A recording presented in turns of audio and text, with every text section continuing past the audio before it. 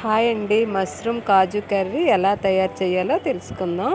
ముందుగా మష్రూమ్ని చిన్నగా కట్ చేసుకొని గోరువెచ్చని నీటిలోని శుభ్రంగా 2 సార్లు కడిగేసుకోవాలండి. ఇదండి గోరువెచ్చని నీటిలో కడిగేసుకుంటున్నాం. కొద్దిగా సాల్ట్ వేసి కడిగేసుకుంటే బాగుంటుంది, క్లీన్గా ఉంటాయి. ఇప్పుడు ఈ మష్రూమ్ కర్రీ గ్రేవీ కోసము ముందుగా టమాటాలు ఒక 3 తీసుకొని కట్ చేసుకొని ఇందులో మిక్సీ కప్పులో వేసుకున్నానండి. ఇందులో వెల్లుల్లి, అల్లము చిన్నగా వేసుకున్నాను. ఇందులోని జీడిపప్పు ఇదిగండి ఇంత వేసుకుంటున్నానండి.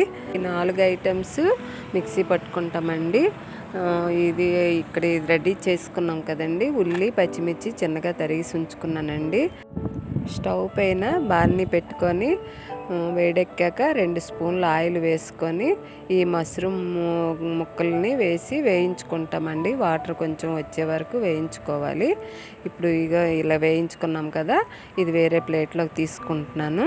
తీసుకొని ఇందులోని ఈ బాణలీలోనండి ఆయిల్ మళ్ళీ 4 స్పూన్ల ఆయిల్ వేసుకొని ఈ తరిగిన ఉల్లి, పచ్చిమిర్చి వేసుకొని వేయిస్తున్నానండి.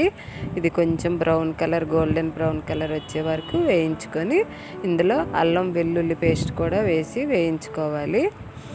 బాగా పచ్చివాసన పోయే వరకు వేయించుకొని మనం ముందుగా ఈ జీడిపప్పు, టమాటా, అల్లం వెల్లుల్లి పేస్ట్ చేసాం కదండి, అది అందులో వేసుకొని అది కూడా వేయించుకోవాలి. వేసాను కదండి, ఇందులోని కొంచెము పసుపు వేసుకుంటున్నాను. ఒక స్పూన్ పసుపు, తగినంత సాల్ట్ వేసుకుంటున్నానండి. కొద్దిగా కలిపి మళ్ళీ ఇందులోని కారం గుండ 1 స్పూన్ వేసుకుంటున్నాను. గరం మసాలా పౌడర్ కూడా 1 స్పూన్ వేసుకొని బాగా కలిపి మరి కొంచెం ఒక 2 నిమిషాలు వేయించుకోవాలండి. వేయించి అందులోని ఈ మష్రూమ్ ముక్కల్ని వేయించి ఉంచున్నాం కదండి, కొద్దిగా వాటర్తోనే ఉంటాయి. వీటిని కూడా అందులో వేసుకొని వేయించి అందులోని కొంచెం వాటర్ పోసి ఒక 5 మినిట్స్ ఉడికించుకోవాలండి. ఇప్పుడు ఈ కర్రీ రెడీ అయిపోయింది కదండి. ఇప్పుడు స్టవ్ ఆఫ్ చేసుకొని ఇందులోని కొత్తిమీర ఉంటే కొత్తిమీర వేసుకోవచ్చు, కరివేపాకైనా వేసుకోవచ్చు. నేను కరివేపాకు వేసుకుంటున్నానండి. ఎంతో రుచికరమైన మష్రూమ్ కాజు కర్రీ రెడీ అయిపోయింది.